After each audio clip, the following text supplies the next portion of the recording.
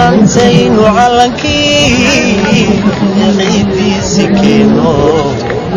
xidhifyada u taagno oo ciidamadu salaameen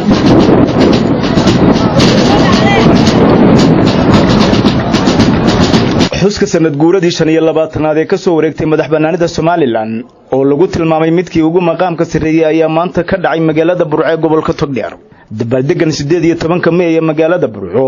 oo halhays looga dhigay May iyo maalmaha Burco ayaa waxa maanta kala qayb galay dadweynaha Burco madaxweyne ku-xigeenka Jamhuuriyadda Soomaaliland Cabdiraxmaan Cabdilaahi Ismaaciil Saylici iyo wafdi uu hogaaminayo kuwaas oo sare u qaaday hanaanka ka qaybgalka ee xuskan 18 May ee magaalada Burco. xuskan dabaaldega 18 May ee qarannimada dalka oo ka qabsantay magaalada Burco ayaa waxa lagu aasteeyay calaamado iyo tilmaamo dhowr oo ku cusbaa jawiga dabaaldega sanadkan cusub kuwaas oo ay ka mid ahaayeen hanaanka loo qaban qaabiyay dabaaldegaasi habsami u socodka gaardiga ciidamada bulshada rayidka iyo hay'adaha dawladda iyo waliba jawiga ay la kulantay maalintani oo ahayd xilli barwaaqo ah oo waliba goobta lagu qabtay oo ahayd goob rays ramaaska iyo cawska baldhoolaha iyo garagaradu ay isqabsatay kuwaasi oo ku guglanaa barxad 10 kiiloomitir oo bannaan oo uu leeyahay madaarka magaalada Burco. munaasabadaha iyo dabaaldega 18 May ee ka dhacay magaalada Burco ay dadweynaha Burco u diyaar garoobeen ayaa waxa si midaysan uga dhex muuqday ardayda dugsiyada, hay'adaha dawladda, ururada bulshada, shirkadaha ganacsiga iyo waliba raxan farda oo lagu heenseeyay koorana looga dhigay shixnadaha ay ku shaqalan yihiin calanka Soomaaliland. warbaahinta qaranka iyo kuwa madaxa bannaan ayaa iyaguna kaalin mug leh ku lahaa baahinta dabaaldega iyadoo TV-ga qaranka Jamhuuriyadda Soomaaliland, TV-ga Kalsan iyo waliba TV-ga madaxa bannaan ee Home Cable TV ay si toos ah u baahinayeen barnaamijka dabaaldega ee ka socday magaalada Burco. ka hor intii aanay khudbaduhu ka bilaabin masraxii loogu talagalay khudbadaha 18 May ee magaalada Burco ayaa cutubyo ka tirsan ciidamada qaranka Jamhuuriyadda Soomaaliland iyo kuwa boolisku waxa ay halkaasi salaan ku bixiyeen salaantaas oo ay qaadanayeen madaxweyne ku-xigeenka iyo xubnihiisa culus oo ku sare joogay masrax ka sareeya dhulka dushiisa. madaxweyne ku-xigeenka Jamhuuriyadda Soomaaliland Cabdiraxmaan Cabdilaahi Ismaaciil Saylici oo la hadlayay maanta dadweynaha Burco ee isugu soo baxay dabaaldega xuska 18 May ayaa waxa ugu baaqay shacbiga in si loogu guuleysto geediga ictiraaf raadinta ay dadweynuhu muujiyaan isku duubnaan iyo wada jir. madaxweyne ku-xigeenku waxa kale oo uu hambaliyo u diray shacbiga Soomaaliland gaar ahaan gobolka Togdheer ee uu kala qayb galayo dabaaldegan 18 May. Allahu akbar Allahu akbar Allahu akbar waa maalin weyn maanta koowaad yaa baa mahadsan nabad iyo maartay wanaag noogu dhameeyay dabaaldegii sanad guuleysha atraada ka soo wareegtay maalintan u soo noqday fadlan Jamhuuriyadda Soomaaliland aad iyo aad baan dhammaan waxaan ilaahay baan mahadnaqayaa marka labaad waxaan u mahadnaqayaa maamulka gobolka iyo ka degmada ee sida wanaagsan u soo abaabulay dabaaldega sharafta badan leh ee aad u qiimaha badan leh oo oran karo maanta cid ka sidataa aanay jirin gobolka Togdheer gaar ahaan degmada Burco waxay maalinka gaar farxad ugu sidaay maanta maanta inala qayb galo soo dhaqan kadib magaalada Burco oo magaalo laga tagay calanka Soomaaliland magaalada laga dhawaaqay qaranimada Soomaaliland magaaladii lagu nabadeeyay dhibaatadii ama dagaaladii sokeeye laga noqday ama laga heshiiyey. wasiirka howlaha guud iyo guriyeynta Cali Xasan Maxamed Cali Marreexaan oo isaguna la hadlayay shacbiga maanta ayaa ka hadlay heshiisyada maalgelinta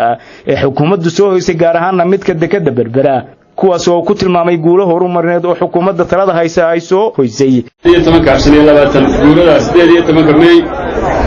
fagaaraha weyn ee garoonka diyaaradaha ee magaalada Burco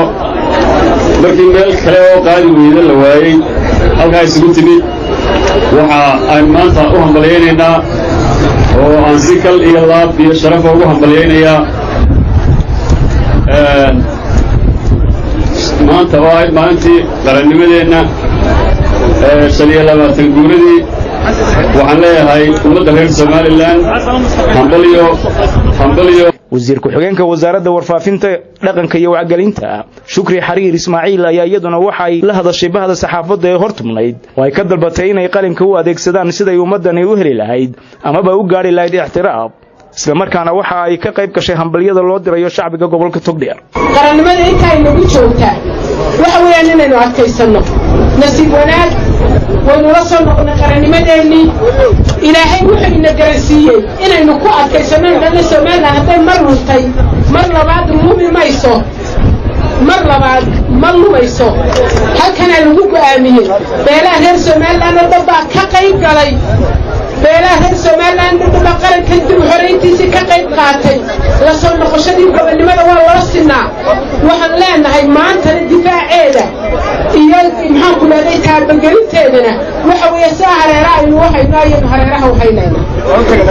gudoomiyaha gobolka Togdheer Maxamed Ibrahim Aadan Qabo oo ahaa maskaxda ka dambeysay abaabulka dabaaldegan 18 May ee ka dhacay magaalada Burco ayaa isaguna waxa uu ku tilmaamay dabaaldegaasi mid taariikhi ah oo kaalin mug leh ka hormooda ka gali doona taariikhda Somaliland isla markaana waxa uu halkaasi kaga dhawaaqay in goobtii laga dhawaaqay qarannimada Somaliland 1991 maalintan 18 May maalinta berita laga dhagax dhigi doono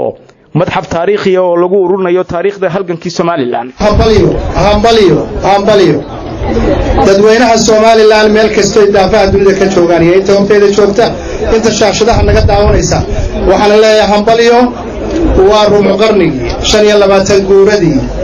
goonistaanka Somaliland waxaan kaloo halkan idinka hambaliyeenaynaa waxaanu taaganay goobtii iyo go'aanka lagu qaatay oo ah magaalada Burco iyadana waa annaga waxay noo tahay si gaar ay noogu suntan tahay duqa magaalada Burco Maxamed Yuusuf Cabdiraxmaan Muraad ayaa isaguna ku tilmaamay taariikhdan la xusayo ee maanta la hortaagan yahay mid shacbiga Somaliland u soo mareen duruufo qalabsan isla markaana waxa uu shacbiga Burco ku bogaadiyay sida ay u adboonay ay uga qayb galeen xuska dabaaldega 18 May qarannimada diraahow laga soo dilaalin intaan dil u koriyo digta geesigaygiyo nolol baan ku doorsaday dhalinyarada waxaan leeyahay sooyaalka taariikhda halgankii dib u xoreynta raggii ku dhintay iyo ragga ku dhaawacmay ragga laxaadkoodii ku beelay waxaa maanta waxa dabaaldega 18 May ee magaalada Burco oo muujiyay deganaan iyo hufnaan ay ku gadaaman tahay qiiro wadaninimo isla markaana kulmiyay qulubta shacbiga ayaa waxa uu ku dhamaaday jawi degan saraakiisha ciidamada booliisku ay noo xaqiijiyeen inaanay jirin ilaa iyo hadda wax mushkilada oo ka dhacay dabaaldegaasi geesta kalena wararka naga soo gaadhaya degmooyinka gobolka Togdheer gaar ahaan degmada Qoryaale Qurulugud war Cibraan Duruqsi Baledhiig iyo Kalbare iyo waliba tuulooyinka Coodanle iyo Shanshacad oo iyagu si toos ah noola soo xiriiray ayaa waxay dabaaldegan uga dhacay si nabdoon iyadoo aanu mid idinku soo gudbin doono jawigii dabaaldegaasi ee ka dhacay deegaamadaasi waa bahda telefishinka qaranka Jamhuuriyadda Somaliland ee gobolka Togdheer Yuusuf Ibrahim Warsame Burco.